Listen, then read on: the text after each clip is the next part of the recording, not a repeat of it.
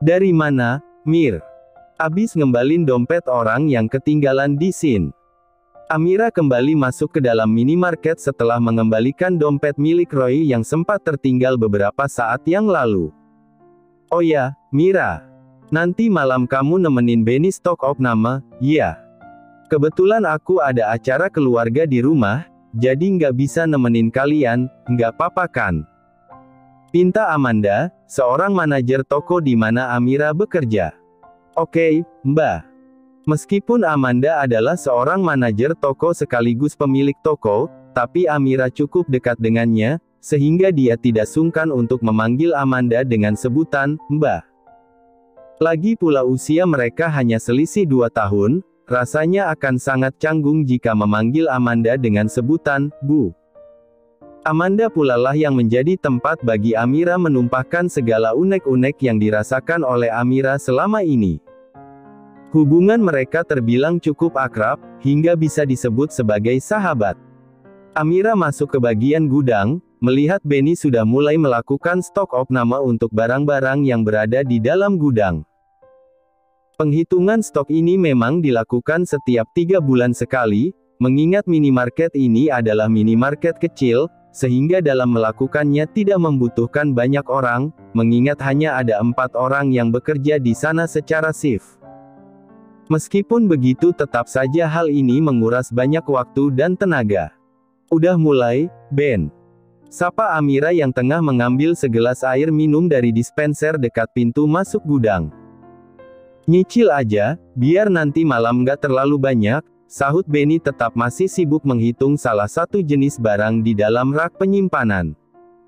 Tenang aja, nanti malam aku temenin. Benny seketika menoleh ke arah Amira, terkejut sekaligus senang. Karena itu artinya dia akan menghabiskan malam minggu ini dengan Amira. Beneran? Tanya Benny memastikan. Benerlah, Mbak Manda yang nyuruh tadi. Kasihan banget si aku, malam minggu malah dihabisin sama kamu di gudang. Ujar Amira dengan nada memelas. Tenang aja, nanti aku bikinin kopi dan mie kuah spesial, dibikin dengan hati. Ujar Benny berusaha merayu. Maksudnya dibikin dengan hati-hati. Biar nggak kesenggol kompor panas. Tanya Amira polos. Senyum di wajah Benny seketika meredup, karena lagi-lagi Amira tidak peka dengan rayuannya. Sejak lama memang Benny menyimpan rasa pada Amira, tapi orang yang ditunjuk seolah tidak pernah peka dan hanya menganggap Benny hanya teman. Ini data-data tentang perempuan di minimarket yang Tuan minta, ujar Roy sambil menyodorkan sebuah map berisi lembaran informasi tentang Amira. Namanya Amira Atmaja, 19 tahun, seorang anak tunggal. Ibunya sudah meninggal 5 tahun yang lalu, dan kini ayahnya sedang sakit keras karena penyakit jantung. Amira lah yang kini harus menjadi tulang punggung untuk menghidupi ayahnya, juga pengobatan ayahnya yang terbilang tidak murah baginya. Roy menjelaskan pada Tony seolah sedang melakukan presentasi di hadapan tuannya. Sedangkan Tony menyimak penjelasan dari Roy sambil terus membolak-balik berkas yang kini digenggamnya. Cukup menarik, sahut Tony sambil memandangi gambar Amira dengan senyuman yang berhasil memikat hatinya. Roy, atur pertemuan agar aku bisa menyapanya secara langsung, titah Tony. Tony kembali memberikan map yang tadi dipegangnya pada Roy. Toko hari malam ini tutup lebih awal karena sedang dilakukan penghitungan stok barang secara keseluruhan. Semua karyawan yang bekerja sibuk menghitung stok barang yang ada di gudang. Tok, tok, tok. Sebuah ketukan terdengar di pintu kaca depan. Mira, ada yang ketok pintu, bilangin Gi, kita sudah tutup. Perintah Benny. Amira bangkit dengan rasa malasnya menuju ke arah pintu masuk. Hish, bukannya udah kelihatan ada tulisan tutup, kenapa masih ketuk-ketuk pintu? Ujar Amira bersungut-sungut karena merasa terganggu aktivitasnya. Terlihat 2 orang memakai jas hitam rapi berdiri di depan pintu menunggu untuk dibukakan. Melihat penampilan orang yang ada di balik pintu kaca, membuat Amira sedikit merasa heran berampur bingung, namun tetap saja Amira melangkah pelan menuju ke arah pintu yang dituju. "Maaf Pak, hari ini toko kami tutup lebih awal," ujar Amira sambil berdiri di balik pintu kaca yang setengah terbuka. "Tuan, kami ingin bertemu dengan Anda, Nona Amira," sahut seorang berjas hitam dengan potongan rambut undercut. "Tuan, kalian bertemu denganku. Untuk urusan apa?"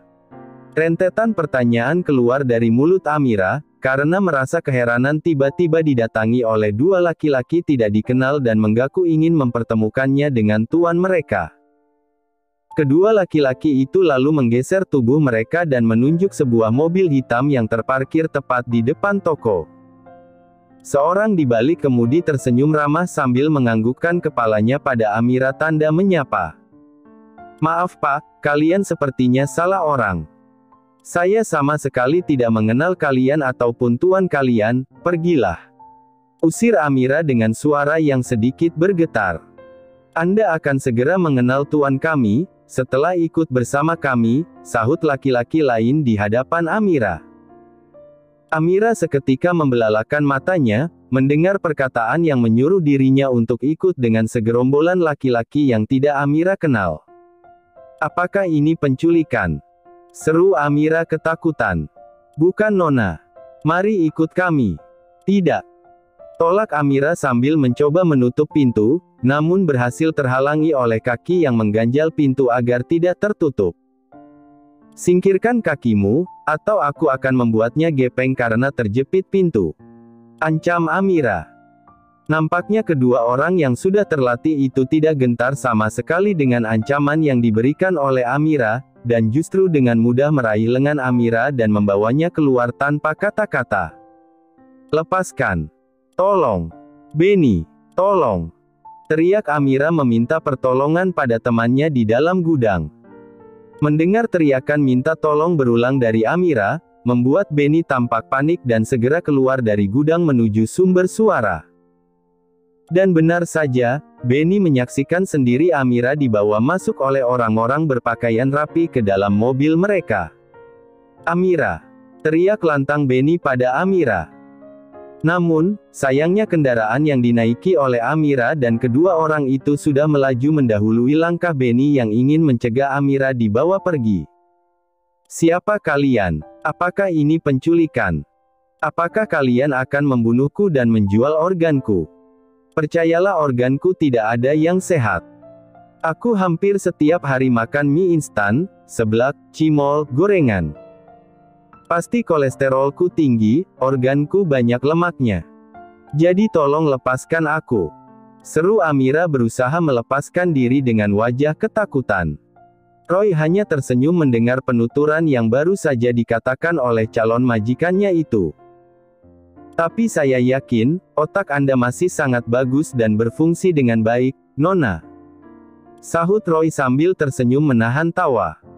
Mendengar apa yang dikatakan oleh Roy seketika Amira memegangi kepalanya dengan wajah panik, karena mengira orang-orang yang bersamanya ini akan mengeluarkan otaknya untuk diberikan pada orang yang ingin mencangkok otak. Tapi, sejak kapan ada cangkok otak? Roy terus melajukan kendaraannya dan mengabaikan Amira yang kini terlihat pias. Hingga akhirnya mereka sampai di sebuah hotel bintang 5. Mata Amira semakin terbelalak saat melihat dirinya dibawa ke sebuah hotel. "Astaga! Apakah kalian akan menjualku terlebih dahulu sebelum mengambil otakku?" kata Amira lagi dengan wajah yang benar-benar pucat ketakutan. Roy semakin tersenyum menahan tawa dengan tingkah polos perempuan yang akan dibawanya menuju tuannya. "Ikutlah denganku Nona, kamu akan mengetahuinya nanti di dalam sana," sahut Roy dengan ramah dan tenang. Mau tidak mau Amira menurut untuk turun dari mobil yang membawanya lalu berjalan beriringan dengan Roy. Sesekali tampak Amira melirik ke arah Roy yang berpakaian sama seperti dua orang yang pertama dilihatnya di depan pintu toko. "Apakah aku bisa kabur dari sini? Aku harus mendapatkan cara untuk bisa kabur." "Security." "Ya, aku bisa minta tolong pada security untuk membantuku lepas dari orang-orang ini." Batin Amira memikirkan cara untuk terlepas dari orang-orang yang tidak dikenalnya. Baru saja Amira ingin membuka mulutnya untuk berteriak meminta bantuan pada security yang berjaga, tetapi justru security itu menganggukkan kepalanya pada Roy tanda hormat. Semakin membuat Amira merasa bingung siapa sebenarnya orang-orang yang membawanya ke tempat ini. Apakah mereka mafia? Atau mereka adalah orang yang tergabung dalam sebuah sekte gelap yang mempersembahkan otak untuk ritual mereka? Pantas saja hotel ini begitu mewah, pasti mereka banyak menumbalkan otak untuk membuat hotel ini tetap laris manis dan banyak pengunjung. Batin Amira semakin ketakutan dengan pemikirannya sendiri. Sejauh ini Amira masih tetap mengikuti langkah Roy yang semakin jauh masuk ke dalam hotel. Amira kembali heran karena dirinya tidak dibawa ke salah satu kamar yang ada di hotel ini, justru malah dibawa ke sebuah restoran yang cukup mewah. "Tuan, Nona Amira sudah ada di sini," ujar Roy dengan sopan. "Selamat malam Nona cantik. Silahkan duduk." Tony menoleh ke arah Amira, menyapanya ramah dan mempersilahkan duduk Amira yang tampak tetap bergeming. Apakah ini pemilik hotel yang mengikuti sekte sesat itu? Batin Amira bertanya-tanya. "Silahkan duduk, Nona." Roy mengulang perintah Tony untuk Amira. "Tolong jangan makan otak saya, Pak. Meskipun otak saya masih bagus karena jarang dipakai, tapi percayalah otak saya bukan otak dengan kualitas terbaik. Bahkan saya tidak pernah sekalipun mendapatkan ranking kelas saat saya sekolah. Buruk sekali, bukan?" ujar Amira tiba-tiba dengan raut wajah memelas sesaat setelah dia menjatuhkan bokongnya di kursi tepat di hadapan Tony. "Memakan otakmu? Maaf Nona, saya manusia bukan zombie. Saya masih suka nasi goreng dengan telur setengah matang ketimbang otak." Jelas Tony merasa bingung kemudian melirik pada Roy yang terkekeh berusaha menahan tawanya di hadapan tuannya. "Tapi bukankah kalian menculikku untuk mengambil otakku, lalu mempersembahkannya sebagai tumbal agar hotel ini semakin berkembang? Kalian pasti anggota dari sekte sesat, kan?" Tuduh Amira semakin membuat tawa di bibir Roy tidak bisa terbendung lagi. Tony yang mendengar penuturan dari Amira seketika melirik ke arah Roy. Roy yang dilirik justru semakin tak kuasa menahan tawanya dan memilih untuk izin undur diri dari hadapan majikannya dan berjalan menuju ke toilet untuk melepaskan tawanya di sana. Tersisa kini Amira bersama dengan Tony yang terlihat semakin kebingungan. "Apakah kamu diperlakukan tidak baik saat dibawa ke sini? Hingga kamu begitu ketakutan?" tanya Tony pada Amira yang menggeleng pelan. "Lalu kenapa kamu terlihat begitu ketakutan?" tanya Tony lagi. Siapa yang tidak ketakutan saat tiba-tiba dibawa paksa oleh orang yang tidak dikenal? Amira menjawab pertanyaan Tony dengan sebuah pertanyaan. "Oh, maafkan saya Nona, perkenalkan saya Tony Oscar, saya memang pemilik hotel ini tapi saya bisa menjamin, jika saya tidak akan melakukan hal jahat pada Anda, apalagi sampai mengambil otak Anda dan memakannya," ujar Tony memperkenalkan diri sekaligus mengklarifikasi tentang pemikiran Amira yang entah dari mana asalnya. Amira menghela nafas lega mendengar otaknya selamat dari sebuah persembahan terkutuk dari sekte sesat.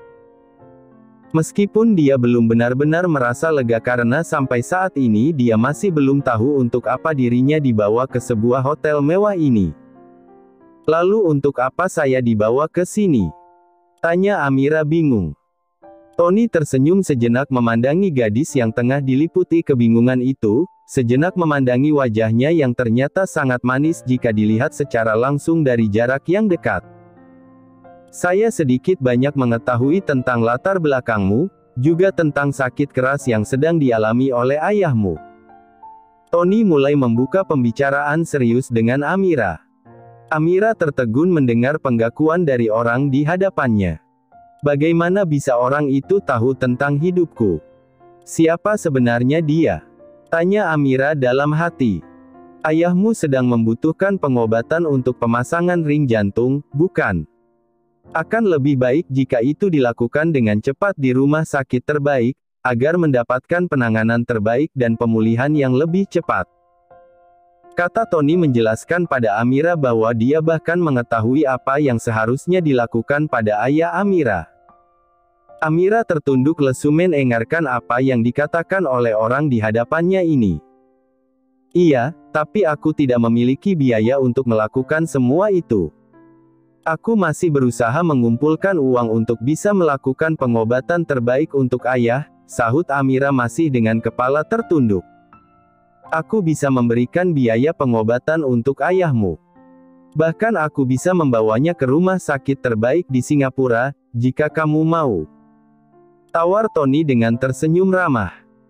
Seketika Amira mengangkat kepalanya memandangi Tony dan mencoba mencerna kata-kata yang Tony ucapkan kepadanya. Amira benar-benar merasa terkejut sekaligus senang, baru kali ini dia menemukan orang yang menawarkan bantuan sangat besar kepadanya. Tanpa disadari senyuman manis kembali terulas di wajahnya. Tunggu dulu. Bantuan yang ditawarkan pasti tidak gratis.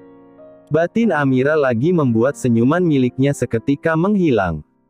Apakah aku harus menukar otakku untuk membayar semua bantuan yang Anda tawarkan?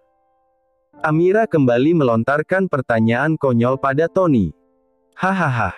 Tentu saja tidak. Tawa di bibir Tony pecah melihat tingkah polos perempuan muda di hadapannya itu. Pantas saja Roy tidak bisa menahan tawanya dan memilih untuk pergi. Kamu hanya perlu menjadi menantuku. Sambung Tony lagi setelah dia menyelesaikan tawanya. Amira seketika membeku mendengar apa yang dikatakan oleh Tony padanya. Apa maksud Anda dengan menjadi menantu? Tanya Amira terbata saking terkejutnya. Tony kembali tersenyum sebelum membalas pertanyaan Amira. Mungkin kamu terkejut, tiba-tiba ada orang yang ingin menjadikanmu menantu. Maafkan aku, itu semua bukan tanpa alasan. Aku sudah berkali-kali mencoba mencari perempuan yang cocok untuk anakku, namun tidak ada yang bisa menggoyahkan hatinya, jelas Tony. Tapi saya juga mungkin tidak bisa menggoyahkan hati anak Bapak, jawab Amira meragukan dirinya. Tentu saja dia meragukan dirinya sendiri, bahkan Amira sama sekali tidak pernah memiliki hubungan spesial dengan laki-laki. Dia sama sekali tidak berpengalaman untuk merayu ataupun menggoda laki-laki agar jatuh cinta kepadanya. Kamu bisa mencobanya. Karena jujur saja, aku sudah mulai putus asa dengan kelakuan anakku yang sama sekali tidak tertarik dengan wanita-wanita yang aku tawarkan padanya, jujur Tony dengan wajah murung. Maaf, apakah anak Bapak gay? Tanya Amira asal dan ragu. Tony hanya mengangguk menjawab pertanyaan dari Amira. Seketika Amira menangkupkan tangannya ke mulutnya, merasa tidak percaya dengan sebuah fakta yang baru saja dia dengar. Dan itu menjadi salah satu aib yang dimiliki oleh keluarga Oscar. Aku tidak ingin fakta ini beredar semakin luas dan ingin menghentikan rumor yang berkembang dengan menikahkan dia. Jelas Tony lagi. Jadi maksud Anda, posisi saya hanya sebagai topeng yang menutupi perilaku menyimpang anak Anda? Tanya Amira lagi. Salah satunya, tapi aku tetap berharap, kamu bisa menggoyahkan hati anakku dan mengembalikannya menjadi laki-laki normal seperti sebelumnya, tutur Tony penuh harap. Amira masih terdiam menimbang apa yang dikatakan oleh Tony. Mungkin aku bisa menerima tawaran ini, dan bercerai dari anaknya setelah ayah mendapatkan pengobatan dan kembali sehat. Lagi pula anaknya adalah seorang gay, jadi aku tidak akan mungkin disentuh oleh anaknya. Batin Amira memikirkan sebuah rencana. Aku bersedia menjadi menantu Anda, Pak. Ujar Amira mantap. Tony tersenyum puas dengan jawaban yang diberikan oleh Amira. Harapan baru kembali dia dapatkan untuk membuat anaknya bisa kembali seperti sebelumnya. Baiklah, lusa kita akan adakan pernikahan untuk kalian, ujar Tony memberikan sebuah keputusan pada Amira. Apa? Lusa? Amira terkejut dengan keputusan yang diberikan oleh Tony. Bagaimana mungkin, bahkan calon suaminya saja dia tidak tahu rupanya seperti apa. Terbayang sudah, Seorang laki-laki gemulai dalam otaknya yang akan menjadi suaminya nanti. Mendadak Amira bergidik geli membayangkan apa yang ada di pikirannya.